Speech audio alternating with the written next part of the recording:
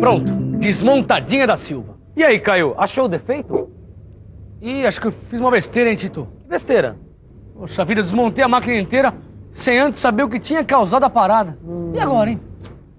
Pelo que vocês podem ver, o Caio acabou de fazer uma grande besteira. Ele desmontou o equipamento de uma maneira apressada, perdendo tempo.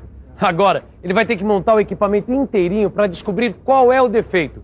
Se ele tivesse seguido as técnicas e os procedimentos adequados para a desmontagem do equipamento, tudo seria mais fácil. E que procedimentos são esses? Ó, isso você vai ver agora, porque desmontagem de equipamentos e máquinas é o assunto da nossa teleaula de hoje. Hoje você vai ver que a desmontagem de uma máquina deve obedecer a uma sequência de procedimentos que visam facilitar o trabalho e evitar acidentes. Você vai ver como desapertar os parafusos, a importância de se identificar a posição do componente antes da sua remoção e como as peças devem ser lavadas.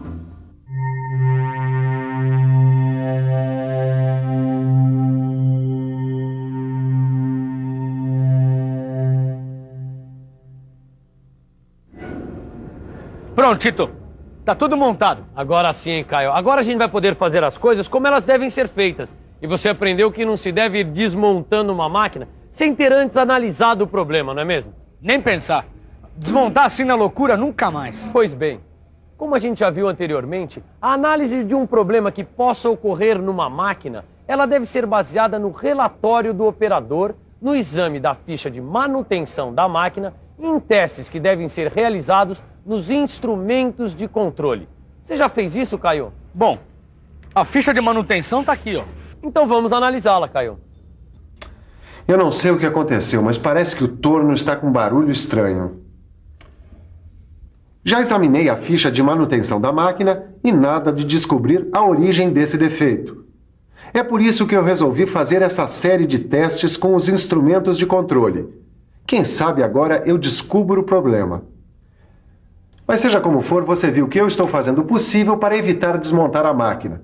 O certo é encontrar o defeito antes de começar a desmontagem. E por quê? Ora, porque se eu desmontar a máquina, além de demorar um tempo enorme com isso, eu ainda vou tornar a máquina indisponível para a produção, o que ninguém quer.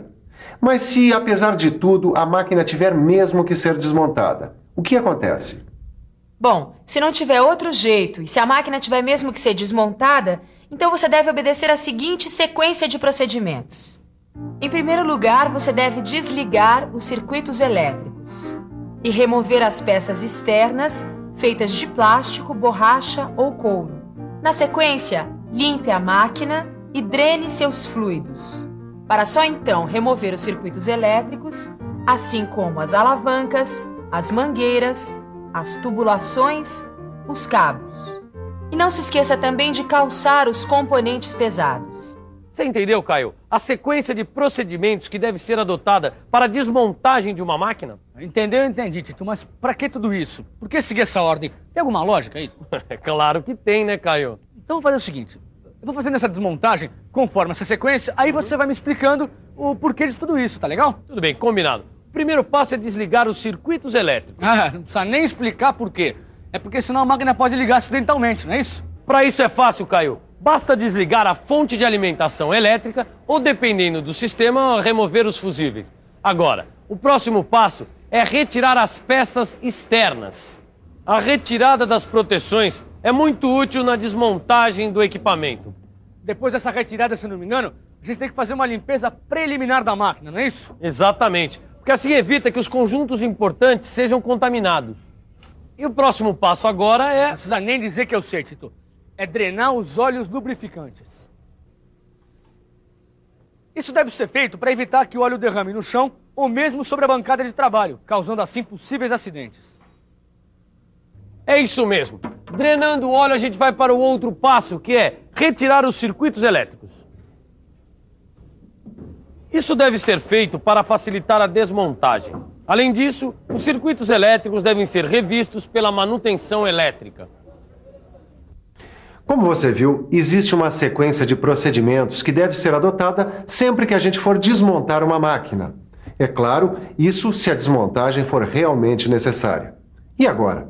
Para onde é que nós vamos? Como continuar a desmontagem da máquina? Bem, por aqui, pelo que eu pude observar, o mecânico de manutenção obedeceu rigorosamente a sequência de procedimentos que você acabou de ver. E agora, Francisco, qual é o próximo passo? Bom, a primeira coisa a fazer é colocar desoxidantes nos parafusos antes de removê-los. E para que isso? É que os desoxidantes atuam sobre o travamento por oxidação dos parafusos. Com isso, fica mais fácil retirá-los. Mas os desoxidantes sempre resolvem o problema de travamento por oxidação? Nem sempre. E se por acaso os desoxidantes não resolverem, a gente pode aquecer os parafusos com a chama de um aparelho de solda oxiacetilênica. Aquecer parafusos com aparelho de solda oxiacetilênica? Como é isso? Acho melhor a gente ver de perto.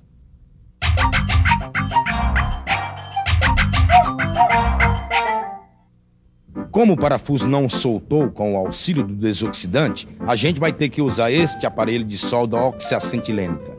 E que deve ser usado dessa forma. Veja que agora o parafuso não está mais emperrado. Como você viu, para soltar os parafusos você deve usar desoxidantes. Ou, se não forem eficientes, use um maçarico de solda oxiacetilênica. Bom, e depois disso, é só ir desapertando os parafusos pura e simplesmente? Ou será que eles devem obedecer a alguma ordem para serem desapertados?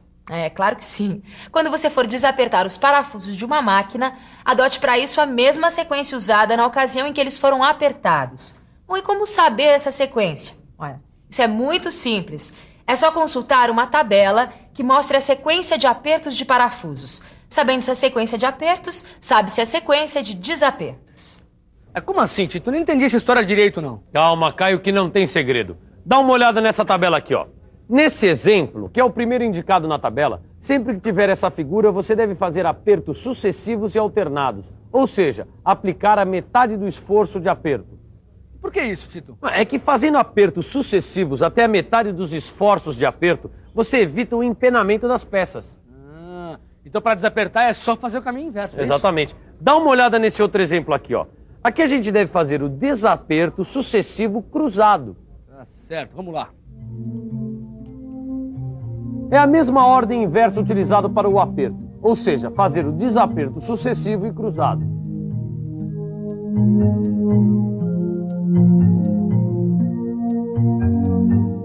Mas a ordem de aperto dos parafusos não fica só nesses dois exemplos, não. Nessa tabela que você também tem aí no seu livro, há várias possibilidades quanto à disposição e o número de parafusos. Seguir a orientação da tabela é muito importante para que o desaperto dos elementos de fixação não cause dano às peças do conjunto. Aqui estão as peças da máquina que foi desmontada, dispostas na sua posição correta de funcionamento. Francisco, por que isso?